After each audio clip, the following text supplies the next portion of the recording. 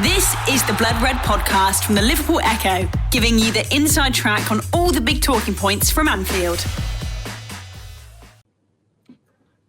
Hello and welcome to the latest edition of the Bottom Line podcast from Liverpool Echo, the podcast that takes a look at the game behind the game and seeks to make sense of everything off the pitch at Anfield.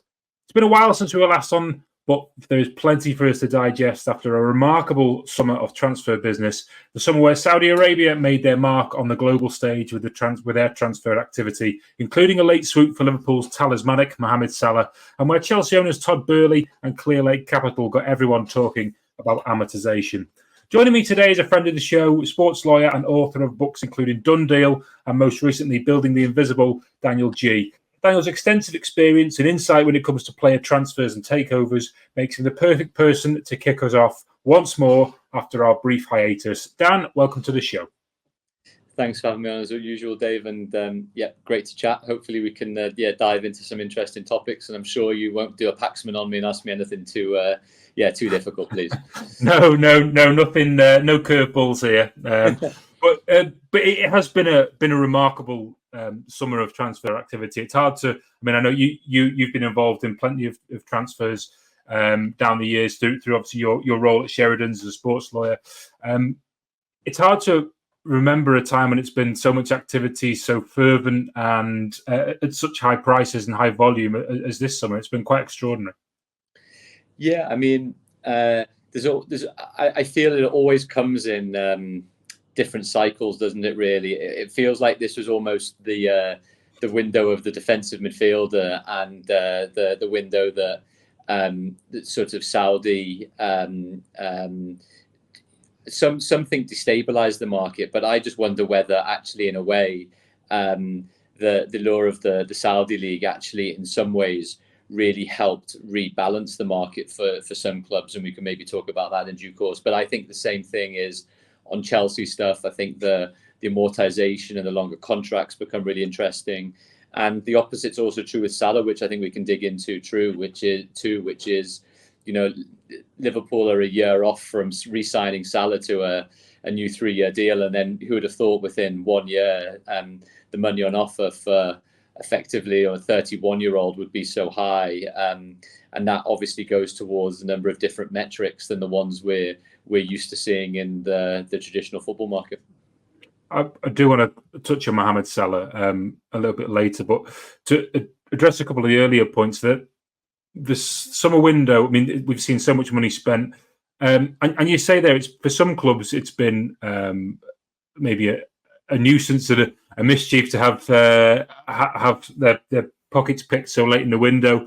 But for others, I suppose it has been a welcome boost in terms of would Liverpool have been able to generate what they did for Fabinho and Jordan Henderson at that kind of, for those profile players at their ages and their respective times in their careers, were it not for Saudi this year. So I suppose it's one of those. It's a transfer window whereby the Saudis have aided some clubs and kind of less so for others. I think that's right. For everyone that says it's destabilising, others will say the exact opposite. I think there's obviously a lot of players at a number of clubs that maybe, and this isn't talking about anyone in particular, might have been either at their peak or past their peak, might not have been as value for money as they were at particular times. And, this is the funny thing about the football industry. I remember Rafa Benitez a long time ago, obviously when he was still Liverpool manager, saying that football is a lie. And I think one of the things he sort of meant with that was, loyalty is the most subjective thing in the world. You only look a couple of weeks ago to, the part of Jordan Henderson's interview at the beginning where he talks about the fact that he comes back from pre-season thinking, as Liverpool captain, he's going to play an integral part in the team. And, Klopp has quite an honest conversation and says, you're probably not. So, for everyone that talks about player loyalty at the time when players maybe have a stronger negotiating and bargaining position, the opposite could also be said in terms of club loyalty, really, which is, when players maybe somewhat past it or not having a good time and not being able to get back in the team, that sort of loyalty on both sides doesn't necessarily apply. And I think that's the case. Klopp came out and said, and far be it from me to play devil's advocate to Jurgen Klopp, but Klopp saying, it's difficult because there's been destabilization in the market with, Henderson and Fabinho going. But I still think that a lot of the time clubs do have a significant amount of power, that if the clubs really didn't want to let those players go, they wouldn't have gone, in truth. And as you can see, that's obviously happened. Now, who knows what's gone behind the scenes with Salah, but that's exactly what's happened with Salah. Salah in this time at this particular place was seen as indispensable to Liverpool, which meant that he didn't leave. Now, there were players across the globe that were seen as more dispensable, in truth. And that has obviously helped in terms of transfer fees recouped for particular players, wages saved for particular players too. And that enables, clubs to be able to then go and reinvest in effectively younger models. What we saw in the Saudi instance were a lot of those teams buying established, mature players that can add instant recognition for the league, and that obviously will then come around in terms of broadcasting revenues and everything else that comes with it, and potential commercial deals. What doesn't seem to have happened in this window from the Saudi perspective is going after generally young up and coming next world class set of players, and that's obviously still the staple type of transfer fee that Premier League clubs have gone after for those types of players. Because there's been so much noise around the Saudi league. People have been questioning. Obviously, the money on offer has been significant to players, but this is all the classic case, I suppose, of spending ahead of revenue, isn't it? For the Saudi league. I mean, I know there's a plan in. I mean, it was earlier on in the summer, wasn't it, where the four biggest teams were acquired by the Saudi PIF, the Sovereign Wealth Fund of Saudi, and then that turned into this kind of I don't want to say aggressive. It's pretty such the wrong tone, but this sustained period of heavy investment into player acquisition. But obviously, that's to give it a base point, I suppose, for further growth. There is something to suggest there that this may be more of a league which is going to stick around and actually challenge, rather than we've seen in the past with the Chinese Pro League, etc. This seems to be one which has obviously the wealth behind it in terms of the PIF, but also they maybe have learned from previous mistakes that were seen with maybe China and India in their attempts to do this, and also the MLS in previously, although they seem to have learned from their own mistakes moving forward now. But would you think this is this is something which has an element of sustainability around it? Well, sustainability, I think, is the key bit, because ironically, nothing in football has been sustainable over a significant portion of time. In truth, I mean, you go back years and years before FFP, even after FFP, before the new sustainability rules and after, and throughout the ages, football clubs have been very good at losing a large amount of money on an annual basis. And there was only really a small period of time when the FFP regs included particular regulations which prohibited spending more on wages than the previous years, but they were done away with a few years ago too. So I would just probably provide the context, which is, you go back to certain eras, even inside the Premier League, where Abramovich comes in and blows everyone out the water with their transfer policy over a particular period of time. And again, there was nothing sustainable about that whatsoever. The only sustaining feature was that you had a very rich individual willing to bankroll the team for on-field success, which they absolutely achieved by way of success and however you want to deem those parameters, obviously, as things evolved on. But I think ultimately, like anything, football is it sounds trite to say, isn't like any other business.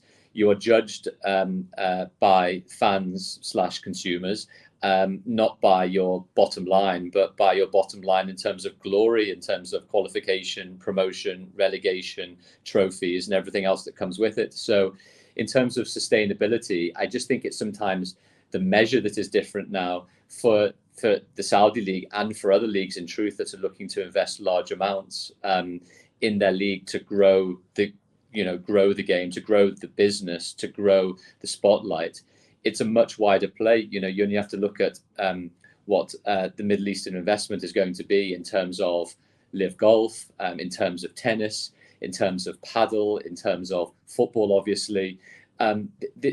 Anyone thinking this is as narrow as just a football play, is probably going to be looking silly, I think, in the years ahead. This is a divestment play by one of the biggest sovereign wealth funds in the world to be able to invest sensibly across a huge number of diverse revenue streams that will hopefully, in the medium to very longer term, produce returns. But obviously that isn't in the short term what they and others need.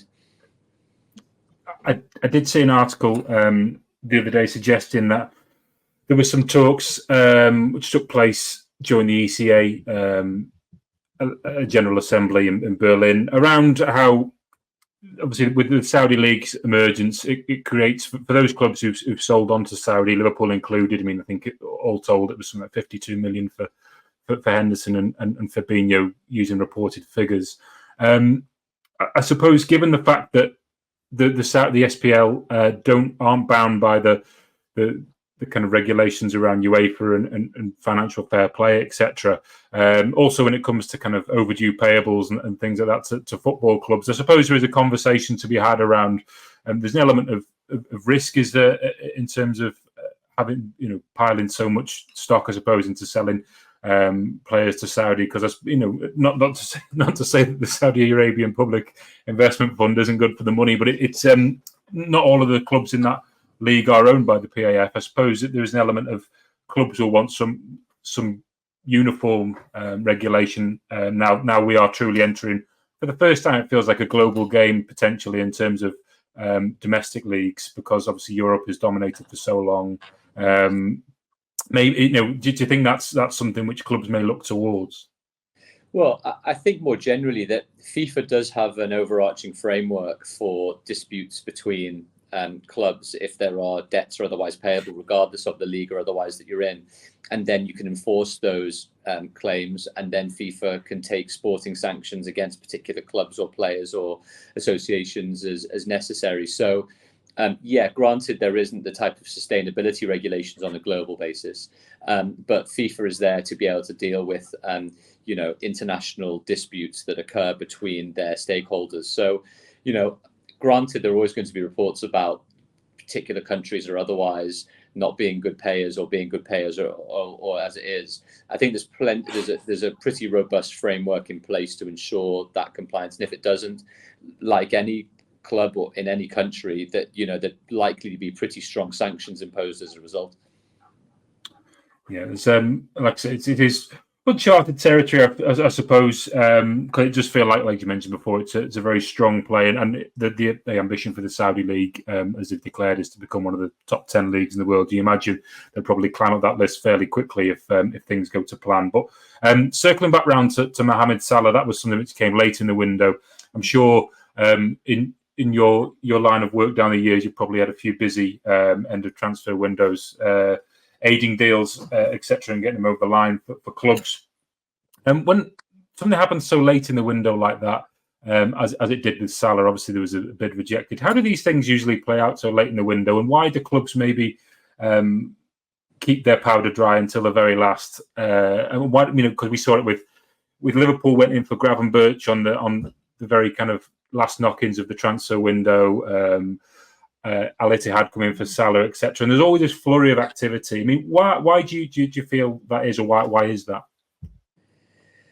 Well, it's simply because positions change regularly. The position of the player, the agent, the buying club, and the selling club, and that's because everything is always so dynamic. Managers change regularly, decisions on players as to whether they are, an important part of the squad or otherwise change. Valuations change.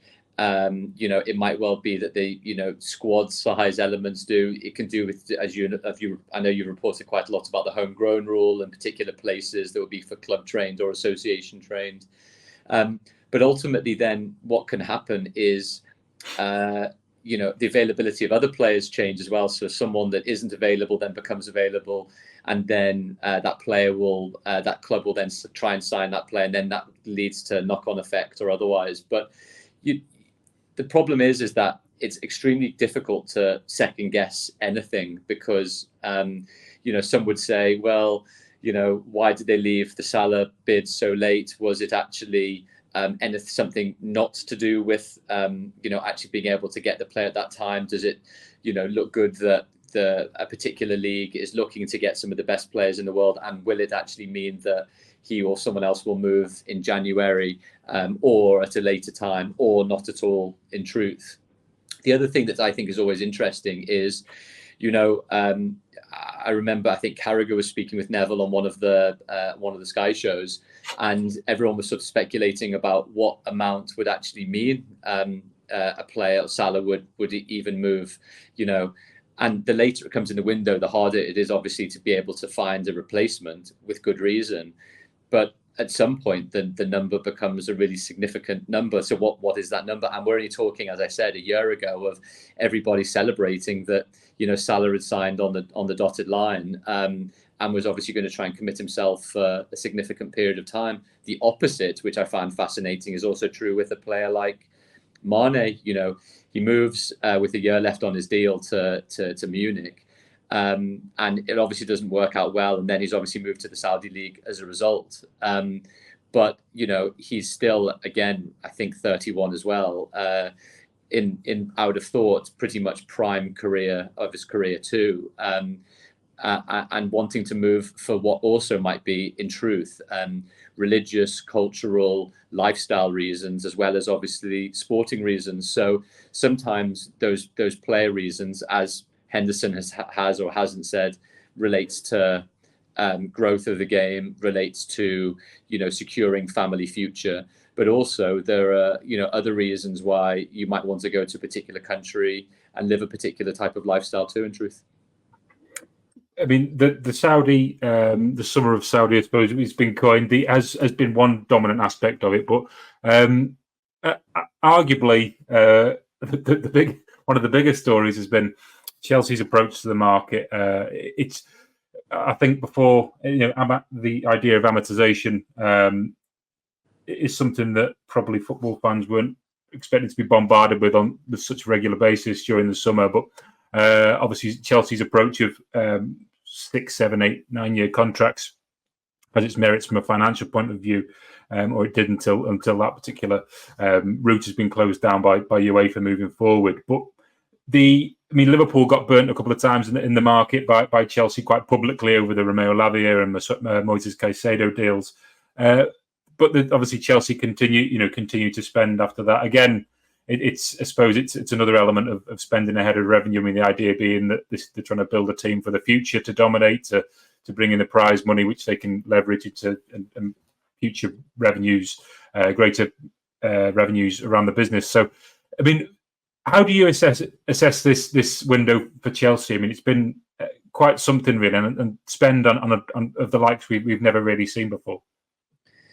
Well, I think there's a number of things. When the transfer window closes on a yearly basis, there's usually, apart from the sort of COVID blip, there's usually increases in spending because of inflation and otherwise, and broadcasting deals that we've spoken about previously, and that comfort that at least in the short term there's going to be significant monies that clubs are going to earn from those distributions.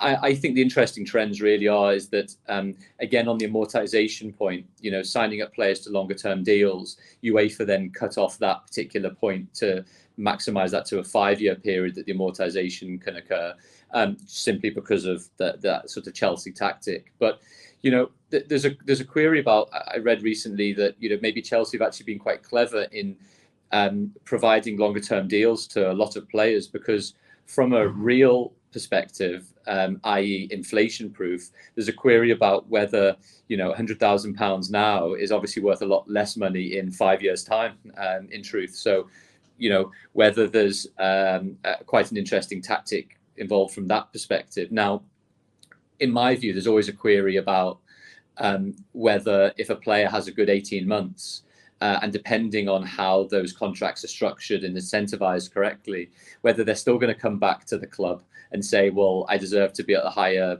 a benchmark now because I've obviously had a good time, I've had a good period and I'm playing really well.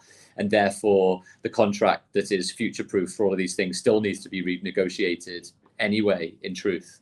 But I think the other thing more generally from, Chelsea side or the wider market, it's something obviously Man City have done really well, is like they did with Lavia the season before, like they've done with Palmer this season as well, and what Chelsea have done with Mount and others is, when you're selling homegrown talent for large significant amounts, the upside for your accounts in being able to sell those homegrown talent as pure transfer profit makes a huge difference in truth to FFP sustainability and cost control compliance. So I think one of the big things in the market that we've seen is it's not stopping even the biggest clubs in order to be able to spend big as well, but selling some of their, what some would say is crown jewel young players who might not be able to get into the team or is not quite or on the periphery, in order to be able to generate huge amount of transfer profit, which goes to the club's bottom line for compliance with the cost control provisions. There's cash flow is vitally important for any business, and football is no different. How important is it how these deals are structured? Because I imagine when Chelsea have engaged in so much transfer activity over the summer and also last summers, there comes a point where all these things have to be paid for. The instalments, start to mount up. I mean, there is and a lot of this, I suppose, is Chelsea's idea is being predicated on them returning to the Champions League in time and gaining access to those revenues to kind of raise up their overall revenue and be able to meet their obligations. But I mean, there must be a significant risk factor involved in engaging so many new deals on high transfer fees, because at the end of the day, they all have to be paid at some stage. Yeah, but and that's one of the things we've talked about before, is a lot of the negotiations that sometimes don't get reported or talked about in a lot of detail is everyone talks about the overall global number of a transfer fee and obviously the wages, but a lot of it comes down to what is guaranteed. A lot of it comes down to what is contingent, i.e. dependent on certain outcomes. If a team's qualifying for the Champions League or winning the Premier League or avoiding relegation or winning the Champions League or Europa League, for example. And then, the other big lever is, in what tranches is transfer money going to be paid? Sometimes, clubs will take a lesser global amount in order to get more upfront. And in the same way, it might well be that clubs are willing to pay more money for players if it's willing to be spread out over a longer period of time. And, everyone says, well, £100 million is £100 million. Well, it's not usually the case because, is it £100 million transfer fee, but 50% of it, 50 million is actually guaranteed and the other 50 is contingent. So actually, if the club does badly, all they're paying is 50. But then the other amount, which is probably the most significant, is when are those amounts going to be paid? So, if it's 100 million, but 50 million is only guaranteed, then, it might actually be 10 million a year over 5 years, or it might be 25 million in the first year and then a certain amount drip fed over the length of the player's employment contract or over a shorter period of time. So I think sometimes a lot of people are surprised by what might seem like a very high global number that's reported, and maybe clubs in different ways want to report that for different reasons. We've spent X amount of million over in terms of liabilities over the window, but actually in what the particular teams are paying out and what particular teams are receiving might actually be a lot smaller than that in particular window periods. Just to kind of circle back briefly, just related to that, with Mohamed Salah, I mean, that the reported £150 million bid that the club rejected after what was believed to be a very short phone call between Mike Gordon and the Al Ittihad representative. I suppose that I've kind of spoken and written about this in recent weeks. I suppose that was easier than maybe it may first seem to turn down that kind of money, given the fact that it was believed to be £100 million in guaranteed and then 50 million add-ons. Those are reported figures. Not saying a hard and fast rule on those, but I suppose for Liverpool, you have to weigh up a number of factors in terms of how, does Mohamed Salah being with us this season help us reach the Champions League, which is an additional, even if they win the Europa League this year, I think the differential was probably going to be 50, 60 million if they did well in the Champions League next year. So all of a sudden these sums become a bit more nuanced, and you have to drive down into the detail a bit, and that number doesn't seem as great as maybe what it did at the start. And it's not just a simple case of turning down 150 million. In reality, as a business, it's there's a lot more that goes into the thought process than just that. Agreed. And it might even be, again, to that point, 100 million guaranteed, but it might be only 15 million down payment, and then, 85 over a particular period of time as well, which is also, who knows. But I would have thought that if, for example, it was a 200 million pound bid and all 200 million was going to be payable within 30 days of the transfer, it would have been a very different conversation in truth. It's just that doesn't usually happen. And that's the anomaly, the outlier position. But obviously Liverpool weren't interested at this time. Query whether, as you've reported as well, that might change in the January window or next summer, where Salah's a year out of contract, obviously, and perhaps isn't as valuable. But I would have thought Liverpool obviously need him firing on all cylinders, exactly to your point, to, as a minimum, get them back in the Champions League, certainly in the next cycle, Champions League cycle, which is going to be a lot more lucrative, where there's going to be more games, where there's going to be more variety of games in this Swiss model approach and league, that it's going to take a bit of working out for everybody, I think. Yeah, I mean, I think this is a case of expect the unexpected largely moving forward in the transfer market. That's always been the case, but it seems even more profound now. Just to finish, Dan, now Done Deal is a book which, when I arrived into kind of reporting on the business of football, was a real godsend to me in terms of just understanding everything that goes on behind the scenes of football, how transfer deals are structured, takeover deals, etc. And it was authored by yourself, so I am eternally grateful for that. And I think our relationship in terms of us starting to talk was first and foremost because I'd read that book, and I was like, well, I need to tap into this guy's insight immediately. So, but that's a book which I continually refer to on an almost weekly basis for your insights. But you've been back behind the desk once more. This time it's Building the Invisible. Explain a little bit to myself and the listeners what that's about. It's a slight change of tact from Done Deal. Yeah, no, exactly. Well, the truth is that like your job and mine, we're doing something we love in the industry that we've obviously always been really interested in wanting to get involved in. And mine, I'm not sure if yours would be great to hear your story as well. There's been a long-term aim of wanting to work in the sports and football industry as a lawyer. And so over the years, I've got loads of questions and emails and Twitter DMs and the rest, just being like, well, how did you get from being a regulations lawyer at a big, city law firm into getting involved in doing loads of great football transfers, for example? And I always felt that I was just giving rubbish answers, in truth, like, giving 3 or 4 sentences saying, oh, do this and work hard. Whereas actually sort of COVID came along, and obviously everyone has a little bit more time on their hands because they're, at home. And I thought what I would try and do is give a bit of reflection time and try and write out some of the things that have worked well for me over my career of 17, 18 years of being a lawyer, and how I tried to make that transition from law into random sectors. I was working in like telco and aviation and car parts and agriculture, into sports and football. And so what I did is I interviewed loads of people across sports and media and entertainment industries, and just asked them about their journeys and how they got to where they got to. And I mixed that with some of my experiences around how I sort of built knowledge in the football industry, how I chatted to loads of people, how I built my network, how I tried to just find some routines, how I dealt with all of the setbacks that happened where I thought I was going to be doing loads of interesting work. It never came along. And then how I just sort of built this sort of long-term structure to sort of get me to where I wanted to get to. And so, yeah, without doing too much product placement, that's the book Build the Invisible. Sorry about that. As if by magic it appears. Yeah, just appeared. But really, it's just the aim was to try and make a practical guide to give people some